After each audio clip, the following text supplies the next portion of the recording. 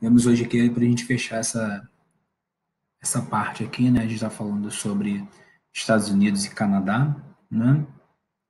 As origens, e agora a gente está falando sobre as áreas de altas latitudes, né? Vamos dar sequência aqui, que ainda falamos do continente americano, na região da América anglo-saxônica, né? Então, seguindo essas áreas de altas latitudes, né? Elas abrangem aqui as regiões que são acima dos círculos polares, né? 66 graus, né? 0,5 aqui no norte, 66 graus, 5 aqui no sul, indicando já a região dos círculos polares, as áreas mais gélidas, mais frias do planeta, né? Então vamos aqui trabalhar essa questão, um pouquinho aqui a nossa visão da página, beleza.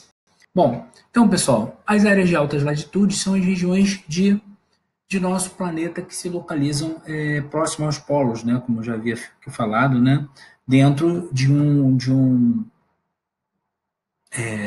uma regional, né, que representa essa zona térmica, né, que faz realmente muito frio.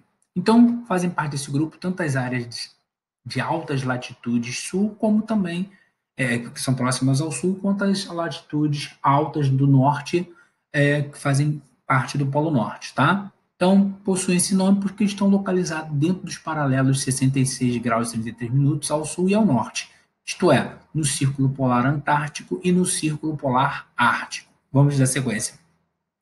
As áreas árticas são aquelas que se encontram ao norte do Círculo Polar Ártico, ou seja, essa região aqui.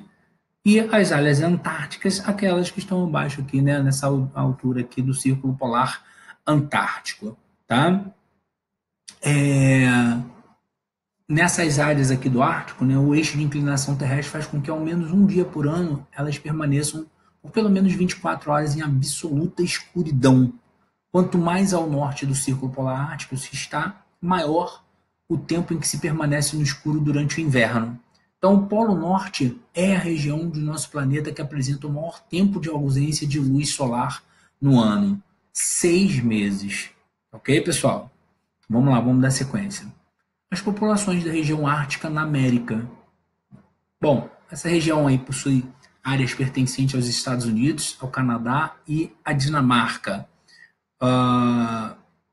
que administra a ilha da Groenlândia, né? Quando a gente vem aqui, né? Então, áreas aqui dos Estados Unidos, né, do Alasca, do Canadá e da Groenlândia, que pertence, no caso, à Dinamarca, tá? Que está aqui, ó, Dinamarca aqui. Bom, voltando.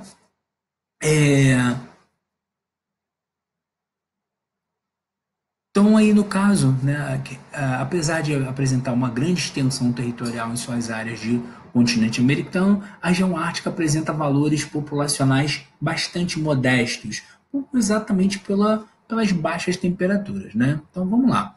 Devido às baixas temperaturas extremas, durante o período de inverno, a maior parte das regiões árticas na América são despovoadas ou apresentam apenas pequenas cidades e vilarejos habitados.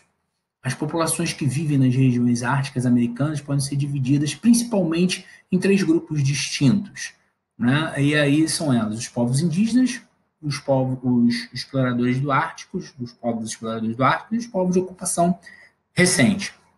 Os indígenas, né? Grande parte da população que habita a região ártica na América tem aí a estimativa que eles ocupem essa região 20 mil anos, né? Pelo menos 20 mil anos. Principalmente ali na região do Alasca e nos territórios setentrionais canadenses.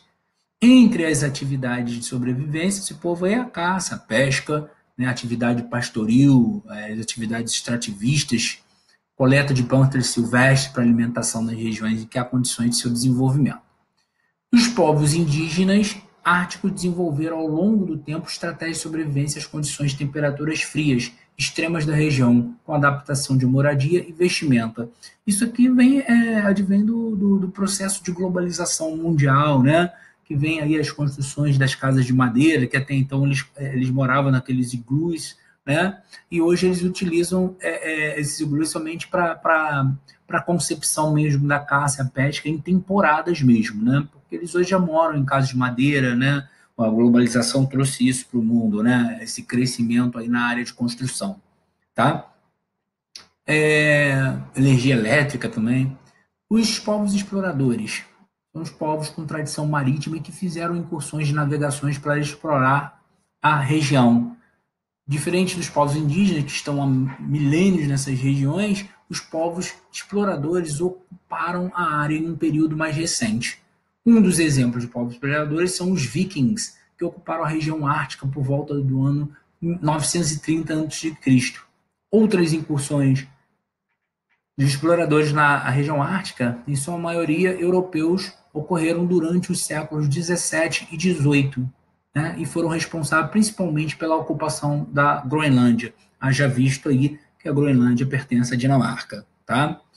Os povos de ocupação recente, as populações que ocuparam as regiões árticas durante o século XX, né, para desenvolvimento de atividades econômicas na região. Né? Aí tem a exploração petrolífera, o gás natural, atividades turísticas, pesquisas científicas. Tá?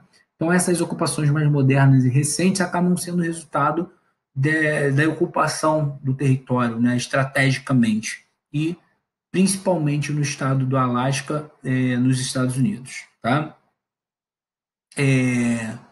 Aqui a gente tem a presença, né, dessa região do Ártico, né, que, segundo ali os nossos dados, né, ficam 6 meses, a região que menos recebe a iluminação solar, chegando aí a 6 meses de noite, né, direto, né, sem iluminação.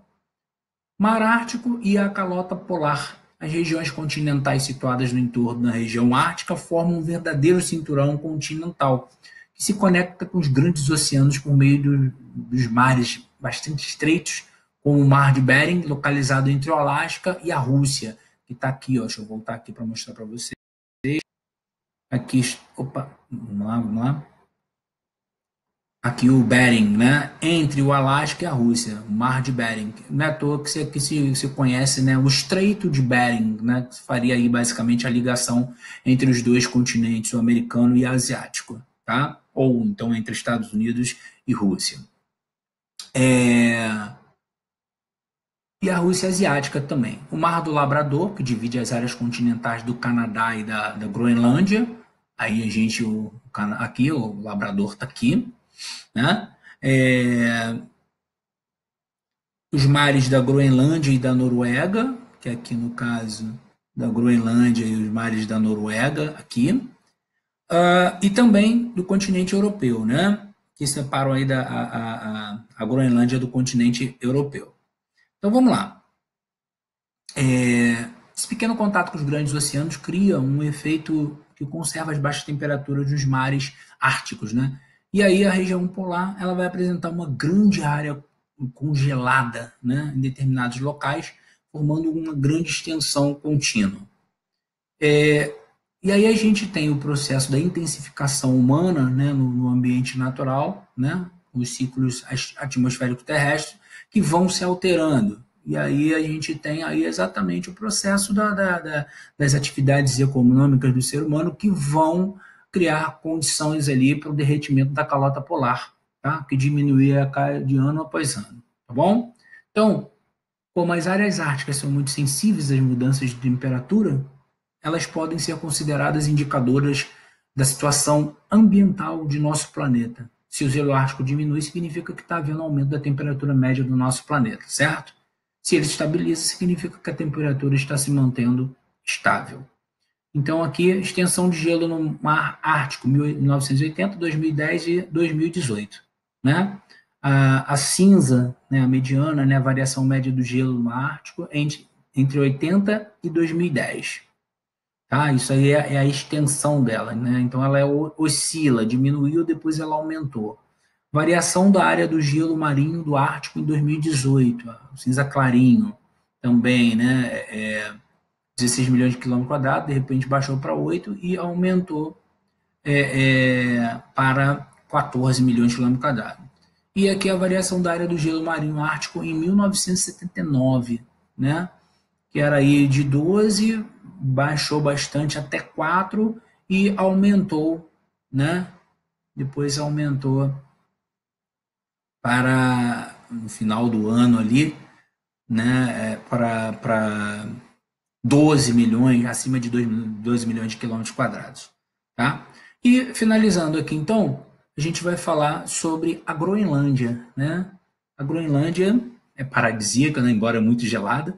Ela é a maior ilha do mundo, né, porque dentro dos padrões de estrutura continental e de ilha, né, o país que representa, né, o território que representa já um continente seria a Austrália, pelo tamanho dela. E a maior ilha do mundo é representada pelo tamanho da Groenlândia. Tá? Então vamos lá. Localiza-se geograficamente entre a América e a Europa, sendo considerado do ponto de vista natural como pertencente ao continente americano e do ponto de vista político como uma região autônoma da Dinamarca. Apesar de apresentar grande extensão territorial, de mais de 2 milhões de quilômetros quadrados, a Groenlândia possui uma população de pouco mais de 50 mil habitantes, dividida entre povos indígenas, inuits e também povos de origem dinamarquesa, que aí não foi pelo processo de colonização. A região possui pouco desenvolvimento de agricultura em virtude de suas baixas temperaturas e da dificuldade de desenvolvimento de cobertura vegetal em áreas congeladas. Por isso, as principais atividades econômicas desenvolvidas na Groenlândia são a pesca e a criação de ovelhas e renas, que fornecem leite, lã e carne. Né? Então, são até consideradas, às vezes, regiões inóspitas, né? Que fica difícil ali a presença em áreas tão geladas, né? Mas tem aí as construções, ó, aqui a foto, ó, cidade localizada na Groenlândia. Tá? Então, só fechando aqui esse pequeno texto, a origem do nome Groenlândia. Tá?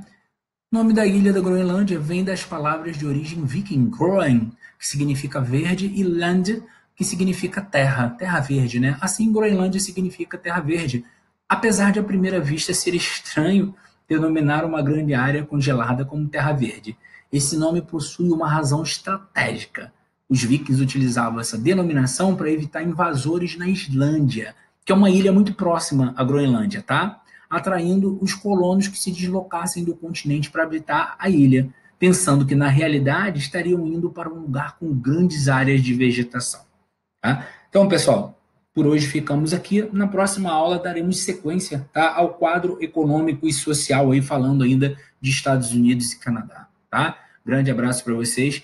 Até a nossa próxima aula.